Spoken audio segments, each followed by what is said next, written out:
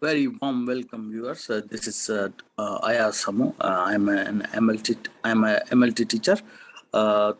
Today, in the course of laboratory management, we will discuss purchase और inventory, उसके बारे में पढ़ेंगे।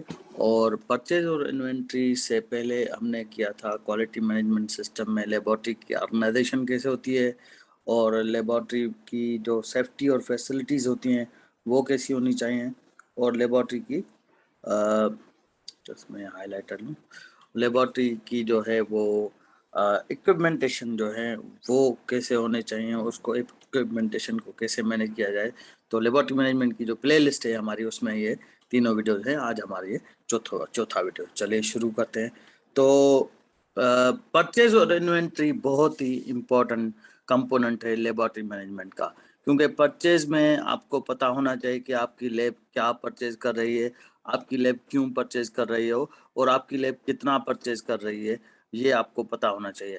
प्लस में अगर आप बल्क में परचेज कर रहे हैं तो अगर वो ख़त्म हो रहा है तो आपको इन्वेंट्री के थ्रू उसको ट्रेस करना आता होना चाहिए, क्योंकि इन्वेंट्री से पता चलेगा कि आपकी जो केमिकल्स यूज हुए हैं उनमें से बकाया कितने हैं और कब आपको ऑर्डर करना है। इसलिए लेबॉर्ट्री मैनेजमेंट बहुत में परचेज और इन्वेंट्री का बहुत ही क्रिटिकल रोल है।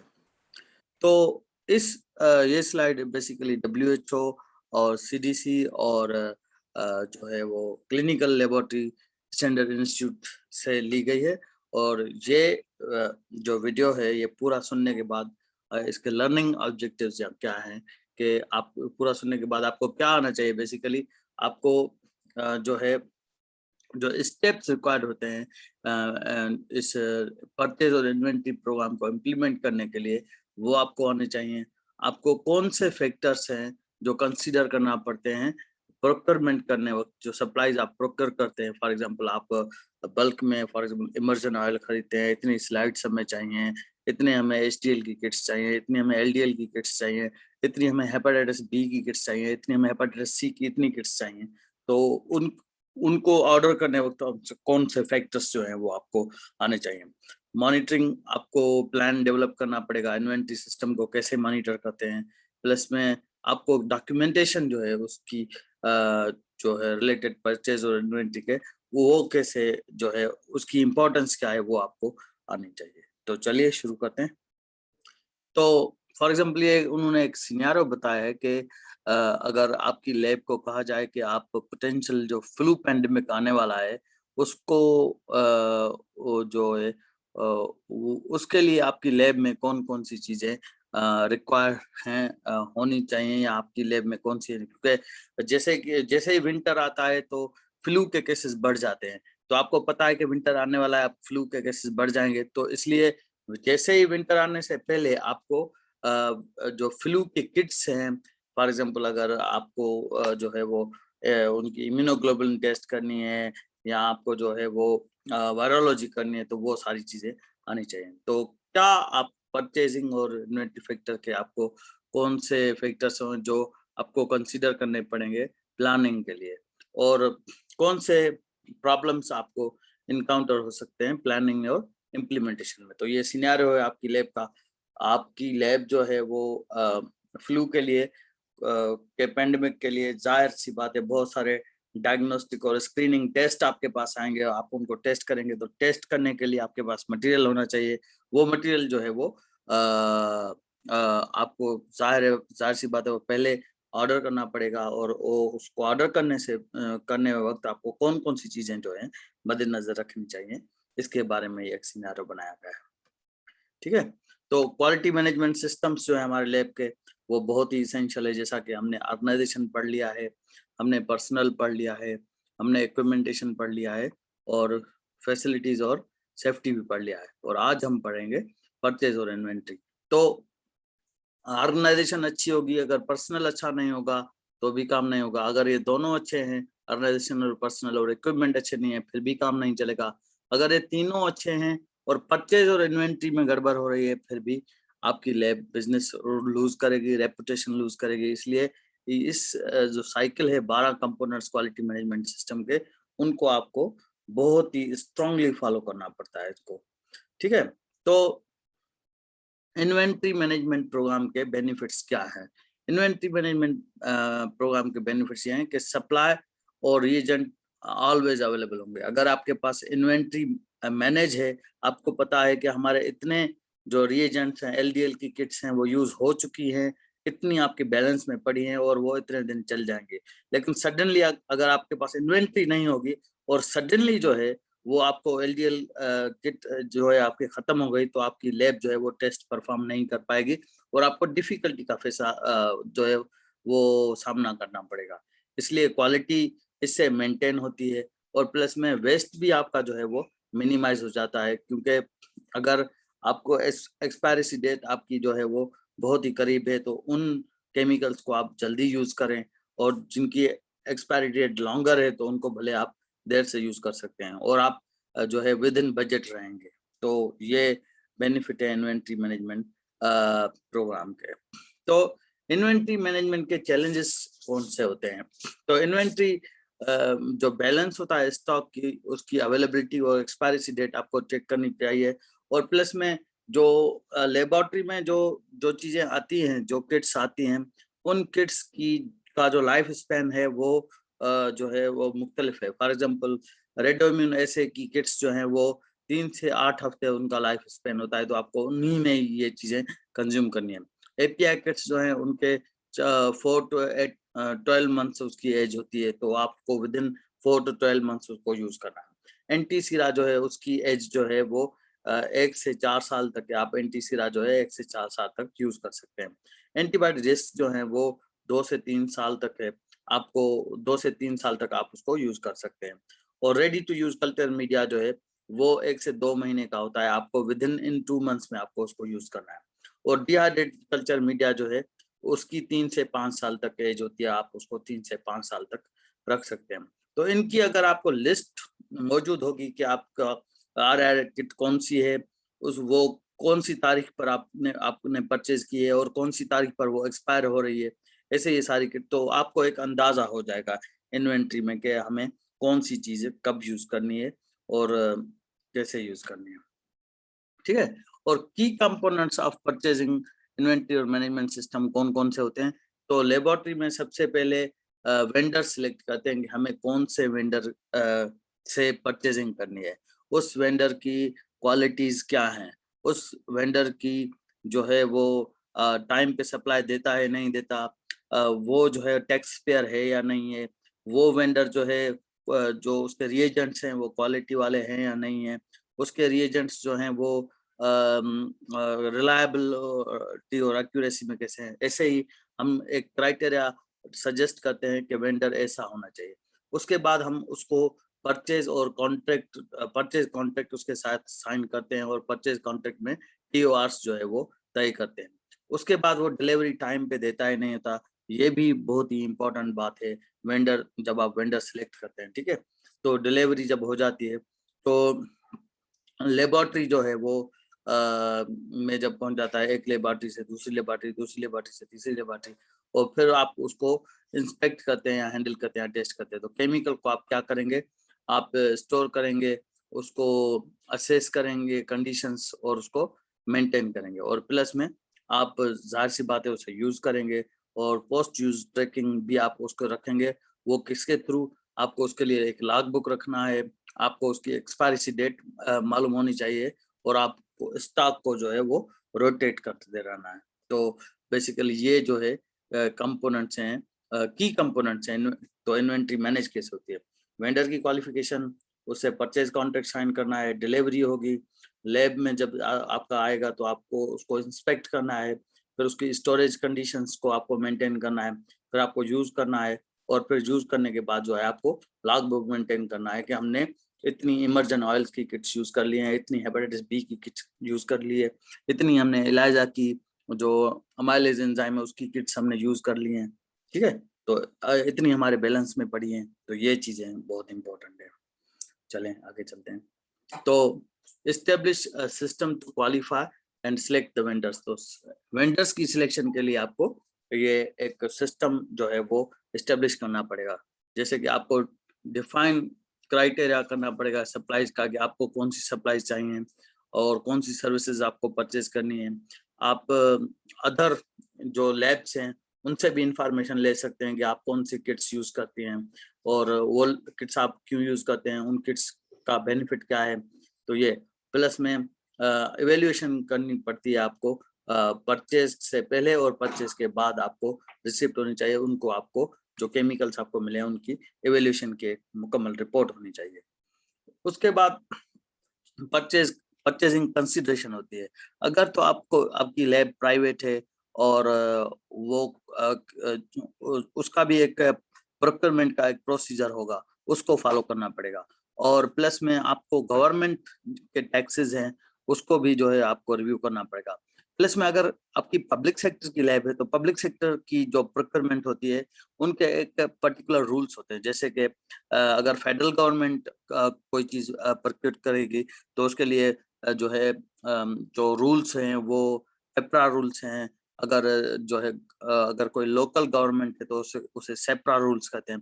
तो पाकिस्तान में अगर आप यूज करें तो फेडरल गवर्नमेंट के पेपरा रूल्स होते हैं, Pakistan procurement rules and regulations और अथॉरिटी होती है, और सेपरा में सिंध जो है procurement rules and regulation authority होती है, उसको आपको फॉलो करना पड़ता है।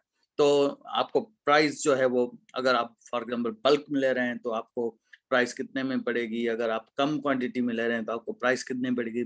आपको प्राइस को नेगोशिएट करना है, कॉन्ट्रैक्ट को रिव्यू करते रहना है। फिर पेमेंट मैकेनिज्म जो है वो उसको डिफाइन करना है, सिर्फ कैश पे काम चलेगा या आप बारो कर सकते हैं और कुछ अरसे के बाद आपको पैसे जो है वो वापस लेने हैं। और प्लस में आपको कॉन्ट्रैक्ट में ये भी मेंशन करना पड़ेगा कि जो है वो रिलायबल अवेलेबिलिटी आपको डिलीवरी टाइमली हो और जो रिएजेंट्स आए वो प्रॉपरली पैक हों और उसके ट्रांसपोर्टेशन का मैकेनिज्म जो है वो भी डिवाइस करके आपको परचेज जो है वो वेंडर को देना है कि हाँ भाई आप हमें जो है हम आपसे ले जाएंगे या आप हमें लैब में जो है केमिकल्स या जो किट्स हैं वो आप दे जाएंगे। तो दिस इज वेरी इंपॉर्टेंट। उसके बाद इन्वेंट्री कंट्रोल जो है वो कैसे होता है, उसके लिए आपको किसी लैब के किसी ऑफिसर को जो है वो रिस्पॉन्सिबिलिटी असाइन करनी पड़ेगी, जिसका काम होगा वो नीड्स को एनालाइज करे और मिनिमम जो है स्टॉक जो है उसको उसकी नीड्स क्या है उसको एस्टेब्लिश करे और लॉग फॉर्म्स जो हैं वो डेवलप करे और establish system for receiving end storage. जैसे ही वेंडर से चीजें आती हैं तो उसकी रिसीविंग और स्टोरिंग उसका एक लॉग मेंटेन करें और प्लस में जो है maintain inventory in all storage area, सारे स्टोरेज एरियाज जो हैं जिसमें माइक्रोबायोलॉजी के प्रोडक्ट्स के स्टोरेज एरिया हो गया और मॉलिक्यूलर बायोलॉजी का स्टोरेज एरिया हो गया, केमिकल्स हो गए, सबका स्टोरेज एरिया की एक इन्वेंट्री होनी चाहिए कि कौन से स्टोर रूम में क्या पड़ा है। ये सारी चीजें इन्वेंट्री कंट्रोल का एक बहुत बड़ा हिस्सा है और वो सारे मैनेज करने चाहिए। उसके बाद नीड्स को जो है वो एनालाइज करे, जो हमारी नीड्स क्या हैं। For example listing all the test in the laboratory, सारे टेस्ट जो हैं वो आप नोट कर लेंगे आपकी लैब में कौन कौन से टेस्ट हो रहे हैं। प्लस में हर टेस्ट के लिए कौन कौन सी जो है वो सप्लाईज आपको चाहिए होंगी। उसके बाद जो है वो अवेलेबल इंफॉर्मेशन यूजेज की को एस्टिमेट करने की वो भी आपके पास होनी चाहिए। उसका मेथड क्या है कि कौन सी चीज कितनी यूज हो रही है, उसके उसके कुछ मेथड्स हैं जो जिनको परचेज और इन्वेंट्री में बहुत ही अहम हैसियत हासिल है। उसको हम जैसे कि आइटम डिस्क्रिप्शन बाय यूनिट जो काउंट है कि ये कितनी हमारे पास एक महीने में किट्स जो हैं वो यूज हो रही हैं। फॉर एग्जांपल एक महीने में हेपेटाइटिस सी की इलाजा की किट्स कितनी यूज हो रही हैं, एक महीने में फ्लू की किट्स कितनी यूज हो रही हैं, एक महीने में मलेरिया की किट्स कितनी यूज हो रही हैं। तो एक तो यूनिट काउंट होना चाहिए आपके पास। दूसरा यूजेज पर मंथ की क्वांटिफिकेशन जो है वो आपके पास होनी चाहिए। प्लस में प्रायोरिटी लेवल वो आपको डिफाइन करना पड़ती है। प्लस में ऑर्डर लीड टाइम और डिलीवरी टाइम वो उसका कितना है वो भी आपको ध्यान रखना चाहिए और स्टोरेज स्पेस की कंडीशन को भी बनाना चाहिए। अब ये क्वांटिफिकेशन जो है वो क्या है, क्वांटिफिकेशन बेसिकली ये प्रोसीजर है कि ये कैलकुलेशन का कि आपको कितनी चीजें एक कितने आइटम्स जो हैं वो गिवन पीरियड ऑफ टाइम के लिए रिक्वायर्ड होते हैं। एक टाइम पीरियड में कितनी चीजें आपको रिक्वायर हैं, इसको हम क्वांटिफिकेशन कहते हैं। ठीक है, तो क्वांटिफिकेशन करने के कितने मेथड्स हैं? 2 मेथड्स हैं बेसिकली। एक मेथड है जो है उसको कहते हैं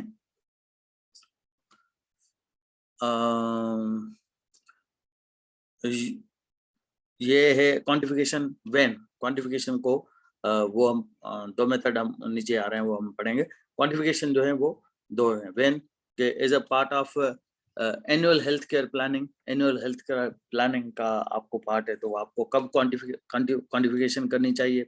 जब आप अगर कोई नया हेल्थ प्रोग्राम इम्प्लीमेंट करना चाह रहे हैं, for example hepatitis control program है, ट्यूबरकुलोसिस कंट्रोल प्रोग्राम है, तो उसके लिए आपको कितनी किट्स चाहिए? ये अगर नया आप इस्टेब्लिश करना चाहते हैं अपनी लैब में, तो उसके लिए कितनी चीजें चाहिए होंगी, कितने रिएजेंट्स चाहिए होंगे वो।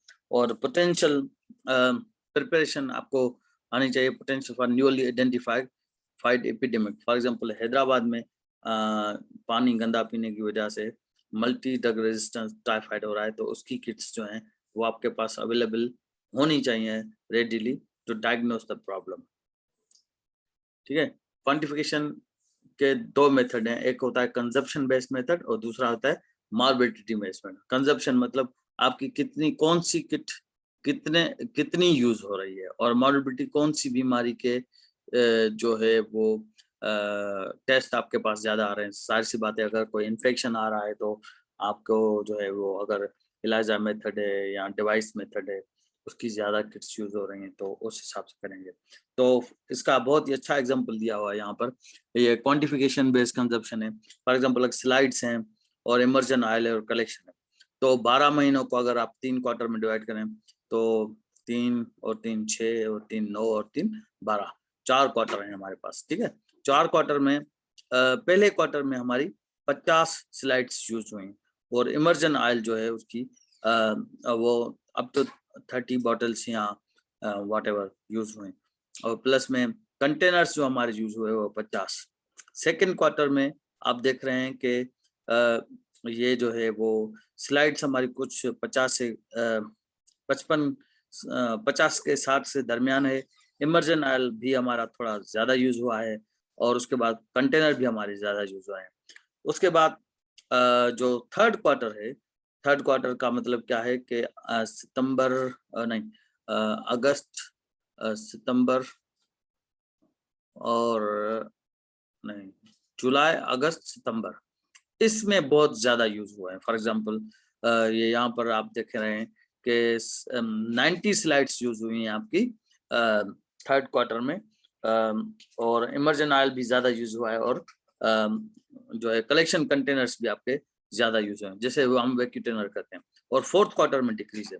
तो आपको कंजप्शन बेस्ड के हिसाब से अगर वो फार्मूला लगा रहे हैं तो आपको ये जहन में रखना चाहिए कि अगले साल थर्ड क्वार्टर में आपको स्लाइड्स, इमर्जन ऑयल और कलेक्शन कंटेनर्स ज्यादा चाहिए होंगे compare to first quarter, second quarter और थर्ड क्वार्टर। इसे कहते हैं हम quantification based, consumption based quantification.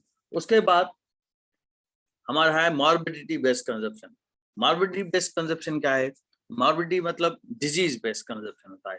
तो morbidity based actual number of episode must take into account population size आपका, आपकी सिटी का क्या है, और उसमें डिजीज की प्रेवलेंस कितनी है, और एक्यूरेसी ऑफ मॉर्बिडिटी डेटा आपका वो आपको चाहिए होगा, प्लस में ट्रीटमेंट गाइडलाइंस। तो ये देखेंगे फर्स्ट क्वार्टर, सेकंड क्वार्टर और थर्ड क्वार्टर और फोर्थ क्वार्टर में जो आपका इन्फ्लुएंजा है वो सबसे ज्यादा आ रहा है।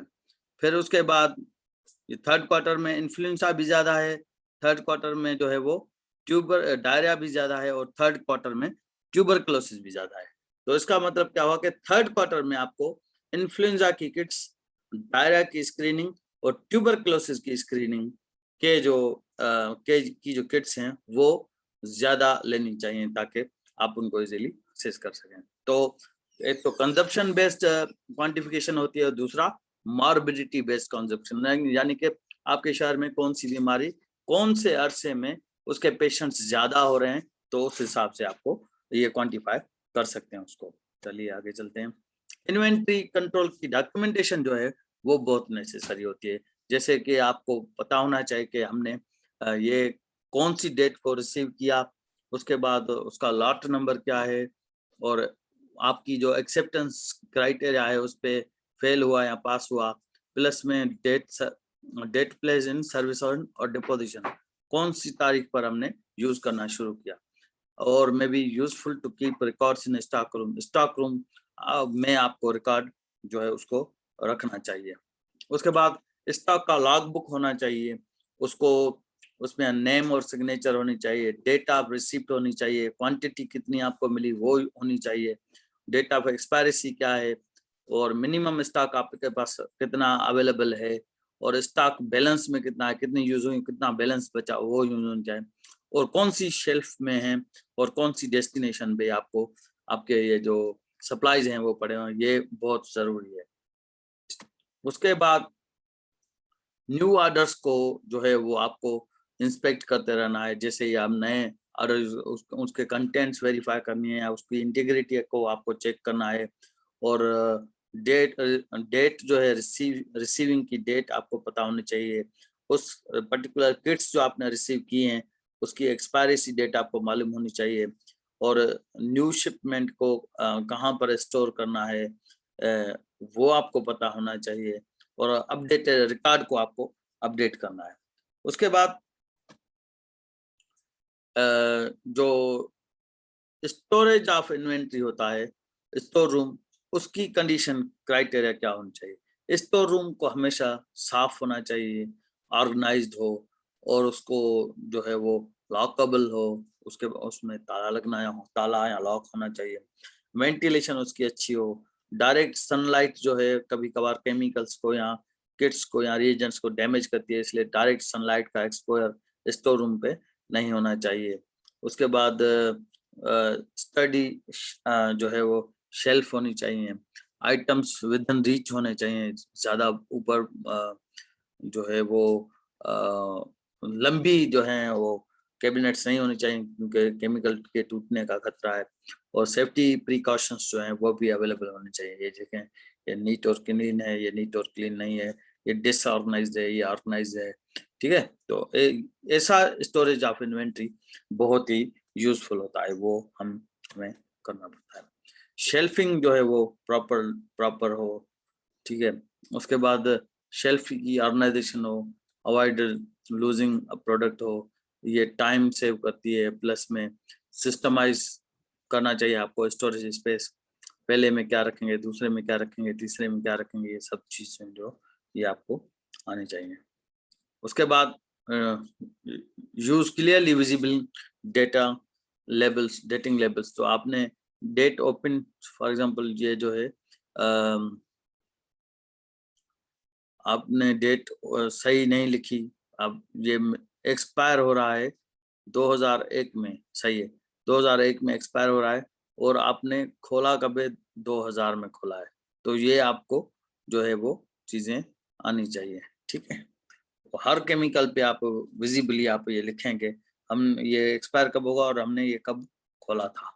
उसके बाद कंटिन्यूअस मॉनिटरिंग होनी चाहिए आपको इन्वेंट्री की, जैसे कि रिस्पॉन्सिबिलिटी आप असाइन करें, maintain inventory system in all storage area, conduct weekly in physical count करना चाहिए आपको आपकी इन्वेंट्री में जो भी किट्स पड़े हैं उनको, और रिकॉर्ड को आपको अपडेट रखना चाहिए, ठीक है।